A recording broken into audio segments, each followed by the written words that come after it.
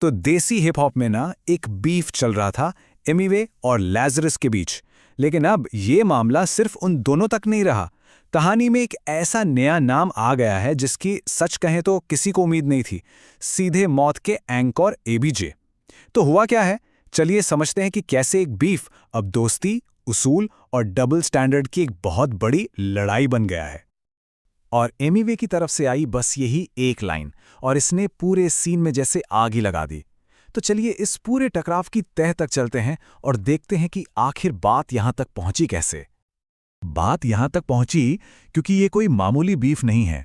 ये लड़ाई है उसूलों की, दोस्ती की, और एक शब्द जो बार बार सामने आ रहा है, डबल स्टैंडर्ड, या कह लें दोगलापन। और ये देसी हिप हॉप के कल्चर के लिए एक बहुत बड़ा मोमेंट हो सकता है। तो सबसे बड़ा सवाल यही है कि ये सब शुरू कहाँ से हुआ। मतलब एमिवे और लैज़रस की लड़ाई में ऑनकोर की एंट्री हुई कैसे।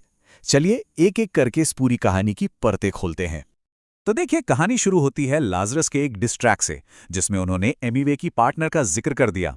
जाहिर है एमिवे को यह बात बिल्कुल पसंद नहीं आई और उन्होंने जवाब में साफ कर दिया कि भाई, फैमिली को बीच में मत लाओ। सब ठीक चल रहा था, लेकिन फिर एमिवे एक लाइव स्ट्रीम पर आते हैं और रैप ग्रुप एसओएस को एक शाउट आउट दे लेते हैं। बस यही वो मोमेंट था। इसी एक शाउट आउट पर एनकोर एबीजे सीन में कूद पड़े। क्यों?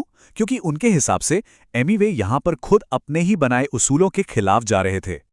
ठीक है, तो अब एनकोर के आरोप को थोड़ा और गहराई से समझते हैं। उनका मेन पॉइंट क्या था और उन्होंने एमिवे पर ये डबल स्टैंडर्ड वाला इल्जाम लगाया तो लगाया क्यों? इस पूरे झगड़े के सेंटर में है ये एक शब्द, दोगलापन। मतलब सीधा सा है कि आप दूसरों के लिए जो रूल बनाते हैं वो खुद पर या अपने दोस्तों पर लागू नहीं करते जब आपको सूट ना कर रहा हो। एनकोर का लॉजिक बिल्कुल सीधा था। उनका कहना था, एक तरफ एमिवे का उसूल है कि बीफ में औरतों को नहीं लाना चाहिए, दूसरी तरफ उन्होंने एसओएस को सपोर्ट किया जिन पर खुद ऐसा करने का आरोप है। तो एनकोर के लिए ये एक साफ साफ डबल स्टैंडर्ड का केस था और कुछ नहीं। और यही वो लाइन थी जिसने सोशल मीडिया पर तहलका मचा दिया। एनकोर ने पब्लिक में सिर्फ एमिवे पर दोगलेपन का इल्जाम ही नहीं लगाया, बल्कि एक तरह से खुली चेतावनी भी डाल दी।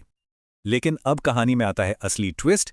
एमिवे ने एक लाइव स्ट्रीम में अंकोर के हर एक आरोप का जवाब दिया और बड़ी चालाकी से उसी डबल स्टैंडर्ड वाले इल्जाम का पासा अंकोर पर ही पलट दिया। एमिवे का पूरा काउंटर आर्ग्यूमेंट बस इसी एक सवाल से शुरू होता है।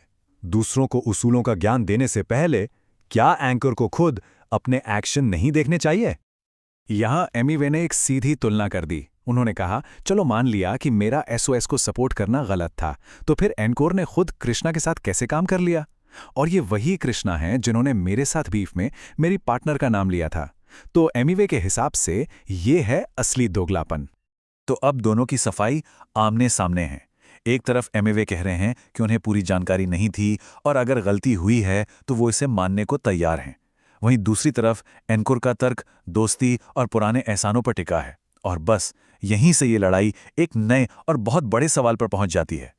तो अब ये लड़ाई सिर्फ दो रैपर्स के बीच की नहीं रही, ये एक बड़े सवाल पर आकर टिक गई है कि आखिर बड़ा क्या है, दोस्ती या उसूल? यही वो सवाल है जो एंकोर के जवाब से पैदा होता है। क्या दोस्ती इतनी बड़ी वजह हो सकती है कि कोई अपने ही बनाए नैतिक सिद्धांतों को, अपने ही मॉरल प्रिंसिपल्स को ताक पर रख दे? एमिवे के लिए ऑनकोर का ये दोस्ती वाला तर्क ही तो असली डबल स्टैंडर्ड था। उनका पॉइंट एकदम साफ था कि अगर कोई चीज गलत है तो वो सबके लिए गलत होनी चाहिए, चाहे वो दोस्त हो या दुश्मन। दोस्ती के आड़ में अपने उसूलों से समझौता करना, एमिवे के हिसाब से यही तो दोगलापन है। और एमिवे ने इस बात पर भी जोर दिया कि देखो, इस पूरे झगड़े ने रिश्तों पर कितना असर डाला है। मतलब पहले जहां भाई वाला हिसाब किताब था, अब बात सीधी तू तड़ाक पर आ गई है।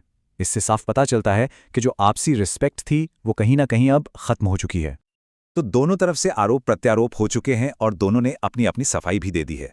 तब सवाल यह है कि सीन में चल क्या रहा है और आगे क्या हो सकता है। अपनी लाइव स्ट्रीम के आखिर में एमिवे ने ऑनकोर को एक सीधी चेतावनी भी दी। उन्होंने ऑनकोर के सटक गई वाले कमेंट का सीधा जवाब देते हुए कहा कि अगली बार लाइव आकर ऐसी बातें करने की जरूरत नहीं है। तो फिलहाल माहौल काफी गर्म है। दोनों आर्टिस्ट अपनी अपनी बात पर अड़े हुए हैं।